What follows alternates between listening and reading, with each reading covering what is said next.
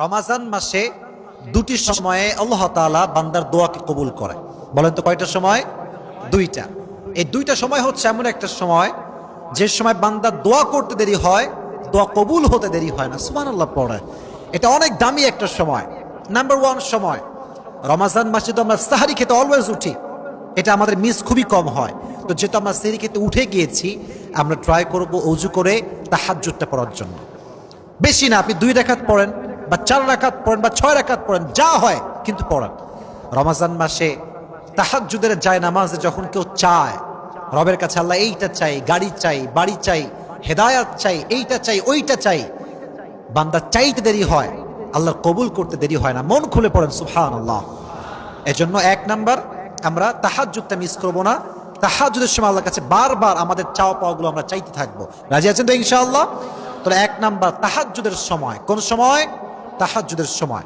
Number 2, Ramzan মাসে দোয়া কবুল হওয়ার শ্রেষ্ঠ সময় হচ্ছে ইফতারির সময়।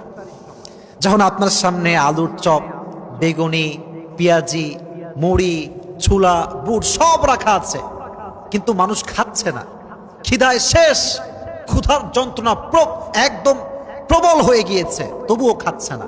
কেন? আল্লাহর জন্য খাচ্ছে না। তখন আল্লাহ একটা সফট কর্নার তৈরি হয়, ভালোবাসা তৈরি হয়। আল্লাহ বলে, কিরে খায় না কেন? ফেরেশতা বলে, আল্লাহ তোমার জন্য খাচ্ছে না, তোমার জন্য উপোস আছে, না খেয়ে আছে। তো এটা হচ্ছে একটা মুখ্যম সময়।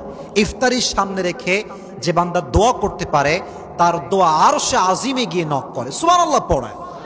এই জন্য কলিজার ভাইয়েরা, ইফতারির সামনে রেখে মোবাইল ফোন নয়, ফেসবুক নয়, হোয়াটসঅ্যাপ নয়, মেসেঞ্জার নয়, জাস্ট মনে মনে জিকির করবেন। আর জাস্ট ইফতারির কিছুক্ষণ পূর্বে 2 হাত তুলে রবের কাছে দোয়া করবেন। রাজি আছেন তো ইনশাআল্লাহ? আর একটা বিষয়, এটা বলে আমার কথা শেষ করছি।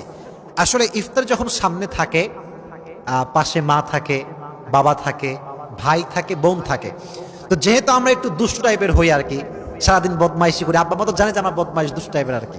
তো আব্বা আমার সামনে 2 হাত তুলতে লজ্জা লাগে, যে মায়ের সামনে হাত তুলে দোয়া করবো, মা কি বলবে, এই লিল কত বড় আল্লাহ রে তুই।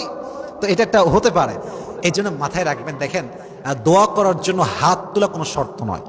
কথা কি বোঝা যায়? কথা কয় বোঝা যায়? আচ্ছা, হাত তুলতে হবে না। আপনি ইফতারির সামনে রাখা আছেন, মনে মনে আল্লাহর কাছে দোয়া করেন। মনে মনে আপনি মনে মনে দোয়া করলেও আল্লাহ আপনার দোয়া কবুল করে নেবে, সুবহানাল্লাহ পড়ে। এজন্য আমরা সকলে ট্রাই করব। 1 হচ্ছে তাহাজ্জুদের সময়, 2 নাম্বার কোন সময়? কথা বলেন, কোন সময়? ইফতারের সময়। আল্লাহ সবাইকে এই 2টি সময়ে বেশি বেশি দোয়া করার তৌফিক দান করে, উৎসাহ করে, আমিন।